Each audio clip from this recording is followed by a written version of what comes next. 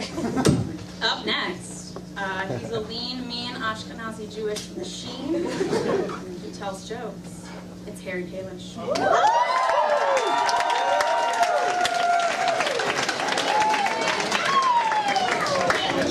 We're going to adjust the volume real quick. Danny, is this okay?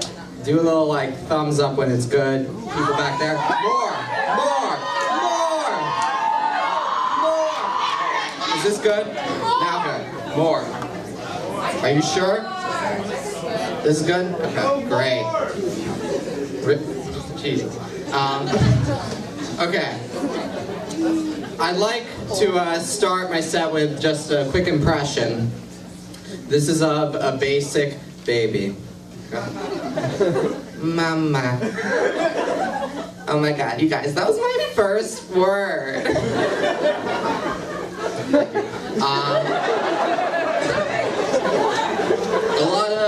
A lot of people have told me that I'm pretty well endowed.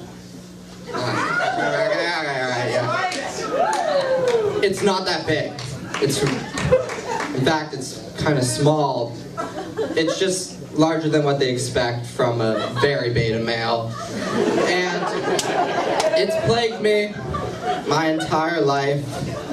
It's, when I was younger, I refused to wear jeans because I didn't like the way it felt on my pretty sensitive pecker. And then, as I got older and I reached maturity, I would only wear jeans because of fear of the public boner, and now I'm impotent. It's not great. I want to be famous. I want to be so famous that my grandma knows who I am. And recently she called me. She said, Harry, I need you to get me the new Taylor Swift green Keds. And I said, Grandma, I didn't know Taylor Swift had her own shoe line. And she said, who's Taylor Swift? And I said, well, she's like the most popular pop star today.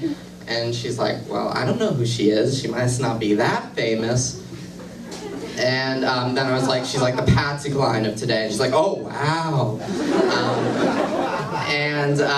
So I gotta be more famous than T-Swizzle, which is gonna be pretty hard. But the way I'm gonna do it is by becoming a rapper. I'm terrible at rap, I got no bars. But I'm gonna make Coumadin popular. Coumadin, which is a blood-thinning medication that reduces the risks of heart attacks and strokes. And so currently, codeine in conjunction with promethazine is what's hype. It's commonly known as lean, and when you're sipping it, you get to say you're leaning. A lot of rappers refer to it. In my raps, I'm going to refer to taking Coumadin as thinning, which sounds almost as cool, and guess what? It could save your life.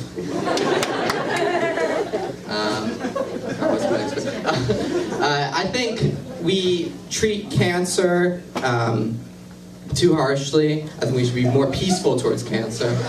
You know, everybody talks about we gotta kick cancer's ass, we gotta choke it out and break its neck, and it's too much. You ever hear of tit for tat? You know? If we fuck cancer up, it's gonna fuck us up. Up there, guys. Cross it, you know? It's not great. And so I think what we gotta do is treat cancer like a guest that stays too long at a party. And then say, cancer, listen, I'm getting tired, I think I'm gonna go to sleep, it's getting late, go upstairs, have loud sex until eventually it gets the idea that it's probably time to go. I think all diseases should be onomatopoeias. And by that I mean, the name should be associated with sounds associated with the disease. The only one I can kind of think of is Crohn's disease, which is an inflammatory bowel disease which affects the digestive tract. And so I can imagine that somebody with that disease might go Crohn, like occasionally, I don't know. But I have a few other proposals. This is one. It's, you may be entitled to financial compensation. Please call Jim Sokoloff, attorney at law. Anybody know it? Mesothelioma, right? And then this is another one. Anybody? Gonorrhea, yeah. Just a couple ideas. I'm sure there are others. So, the sad news this week, there was a comedy legend who left us. He died. Very sad. Mr. Ronnie Joe Jenkins. Ronnie Joe, he was a clean comic who dazzled his audiences. He had just very honest, relatable humor.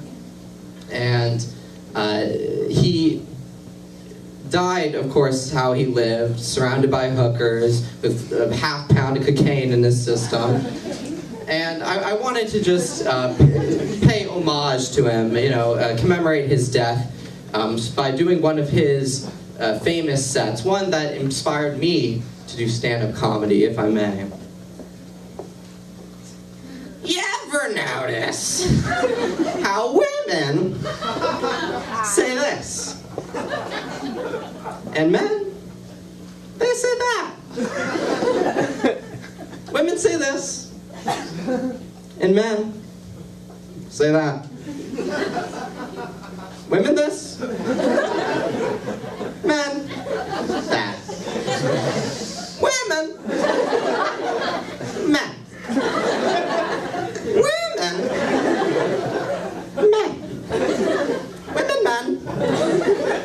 Women. Thank you, guys.